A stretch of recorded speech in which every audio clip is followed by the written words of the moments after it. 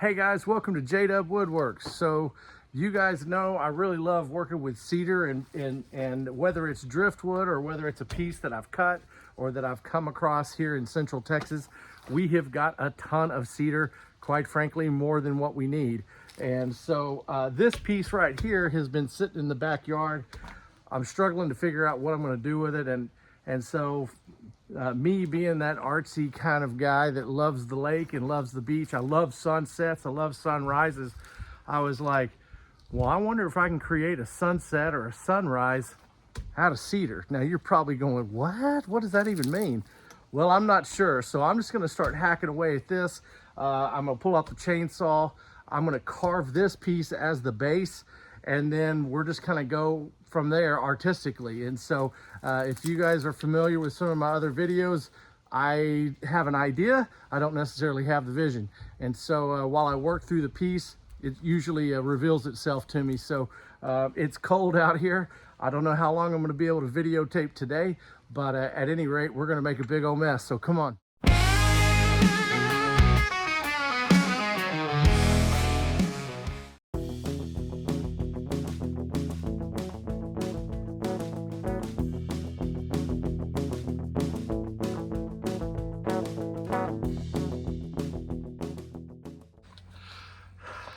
Hey, listen, don't judge me, but both of my chainsaws done. So I'm gonna use a sawzall to get this last piece off. I don't have the patience to fix those chainsaws, so it says saws off, so let's go. So I start hitting it with the Sawzall, and of course, if you've used one before, you know that it doesn't exactly cut straight. But you know, I needed to carve the top piece of this off and try to get this cleaned up and square it up. And you know, not too bad of a job actually when it was all said and done. I then start carving this to where I can get that round shape. So that's what I'm doing. Okay, so that was a lot. The Sawzall, if you've ever used one, you know it's tough to cut straight, but it doesn't have to be straight right now. What I'm trying to create is, if you can imagine the setting sun and how it's basically like a quarter circle, I'm going to try to create that with this. I'm going to jump into the grinder and start shaping this just to see, because right now it doesn't look like anything except a log. So hang tight, this is gonna get messy. So I pull out the grinder and I'm just hitting those jagged edges, and that's really what I'm accomplishing here. Depending on what head attachment I use, I can take too much lumber off. That's not what I'm doing here, just smoothing it out. Okay, so that's about it for today. I've got to clean up. You get the idea of what I'm trying to achieve. Hopefully in the next couple of weeks, I'll have a finished product, and who knows where this thing's going to go. I'll catch y'all on the other side. Hey y'all, so it's been a couple of weeks since I last started working on my cedar sunset, right? It's been cold and wet and rainy, and so I just haven't been able to do very much. But I came out to the lake today, out by Lake Buchanan, which you can see right there back behind me. It's a beautiful sunny day. I'm gonna go ahead, I bought another chainsaw, and I'm gonna start working on this piece again. So let's get going, okay?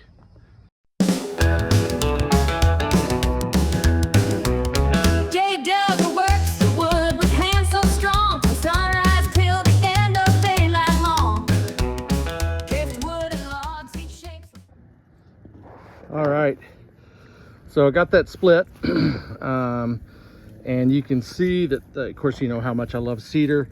And for those of you that work with cedar, lots of reds, lots of kind of some yellow and pinks and orange. So yeah, a lot like a sunset. So really what I have to do is kind of figure out which one of these pieces I want to use for the sunset, and then start working on that and get it a little bit trimmed up. You can see where, you know, when I was using that Sawzall, it got pretty messy, but I can clean that up and even it out, and then go from there. All right, I still need to get this cleaned up at about 2.5 inches. So I'm cutting it straight down both sides. Make sure that this is 2.5 inches wide, and we should be in good shape at that point. JDUB-Woodworks, the wood with hands so strong, from sunrise till the end of daylight long. Driftwood and logs, each shapes a flare in a backwoods shed, where stories are shared. Chainsaw buzzes and the chisel digs it deep. JDUB guards while the town folks sleep. Faces emerge from the timber dust, works of art from the logs we trust.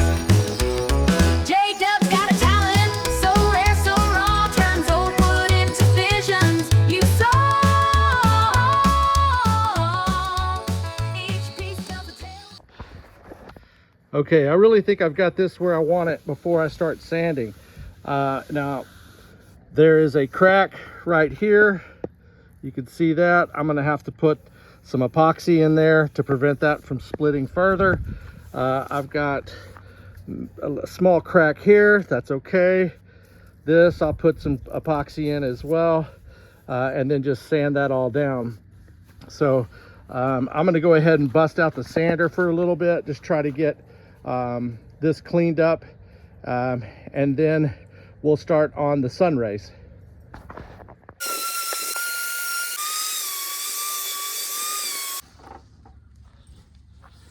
So I just wanted to show you real quick. That's only been 7 minutes, even though I had it on time lapse.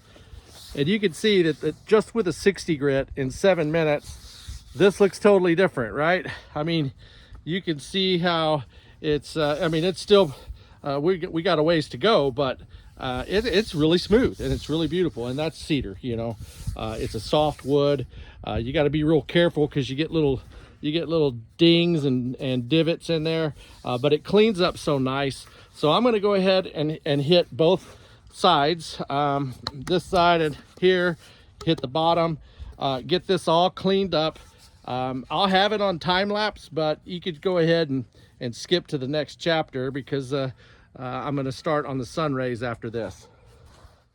So I just use the saw and cut all the different sun rays from the scraps left over from the original piece. You get the general idea, right? So once I get the epoxy on, these will be attached all the way across. You can see that I've got different shapes of the sun rays or the flames coming off the sun, like this, so on and so forth.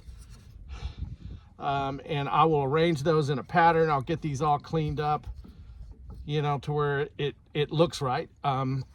And I won't do that here. I'm actually going to do that back at the house and then go from there. It is pretty exciting because a guy just drove by and was like, hey man, that's really cool. Looks like some kind of desert sunset. And I was like, well, that's what it is. Anyway, y'all have a good one. I'll see you tomorrow.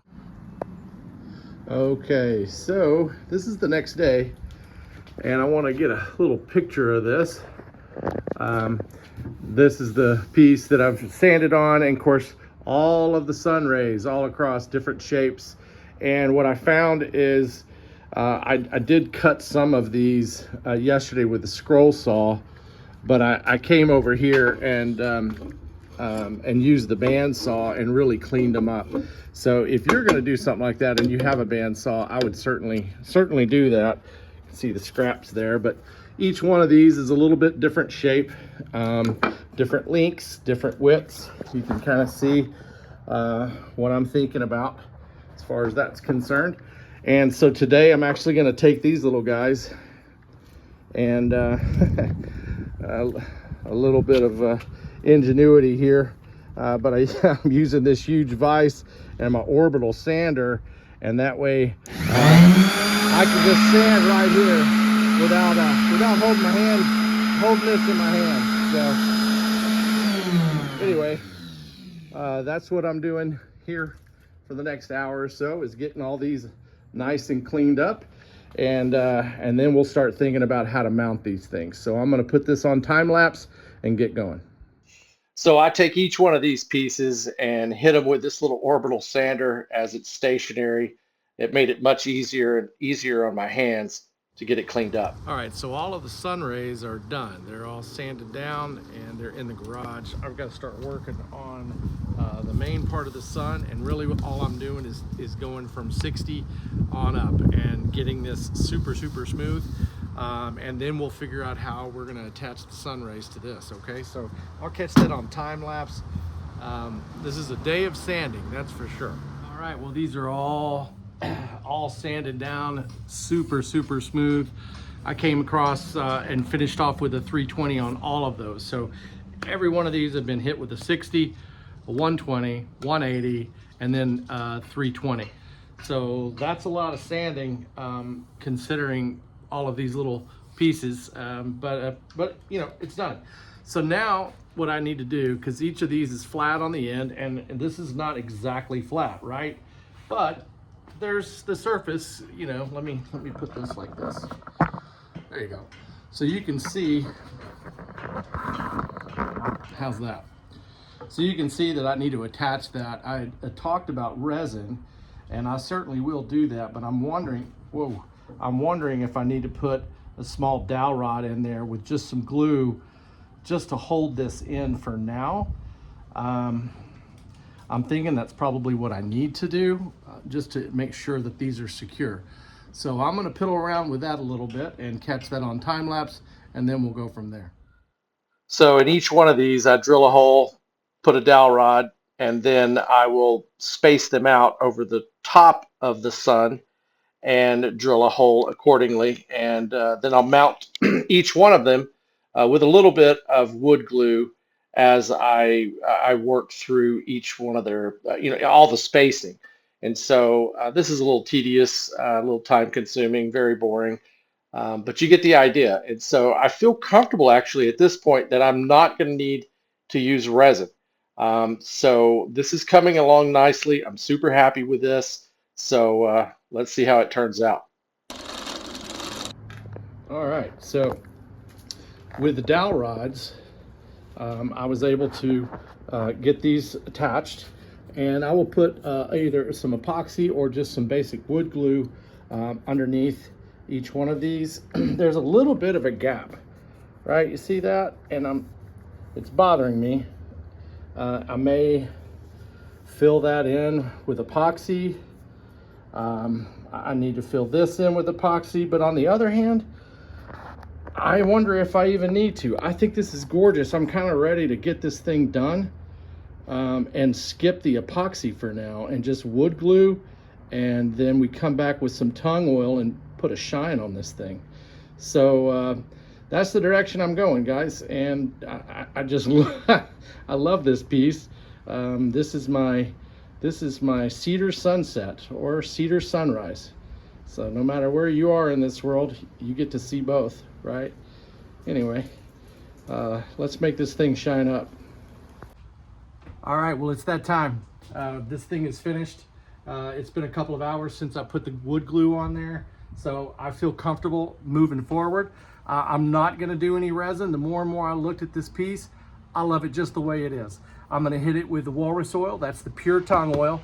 And that is that's not a paid endorsement. I just love this product.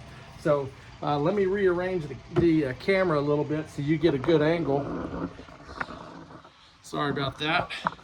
I'm gonna get you low, get you right up in there. There we go. And we're just gonna start hitting. I guess we'll start there and then work our way down, right? So I've got some of the tung oil, the pure tung oil here, just in case that's product. I got a link down below, but let's go ahead and, oh man. And you can wear gloves if you want. I choose not to. This is all natural, so I'm not worried about toxicity or anything like that. Are y'all seeing this?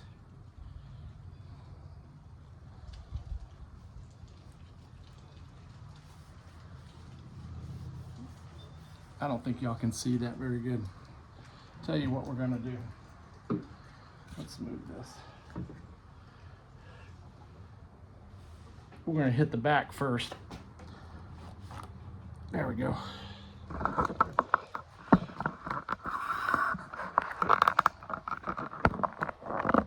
There, that's better. Let's do this again.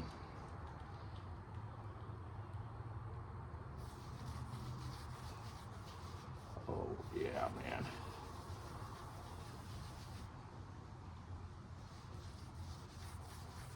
Beautiful. Fun project. Very fun project. JDUB strolls along the sandy shore, boots worn down and eyes forlorn, scavenging for treasures cast away where the ocean tides hold sway. Wow, that's all I can say. This thing turned out really cool. I still have another coat of tung oil that I'm gonna put on this, but I think that's a wrap. You know, if you like what you see, give me a like, shoot a comment over to me. Thank you to all my subscribers. You guys are keeping me motivated.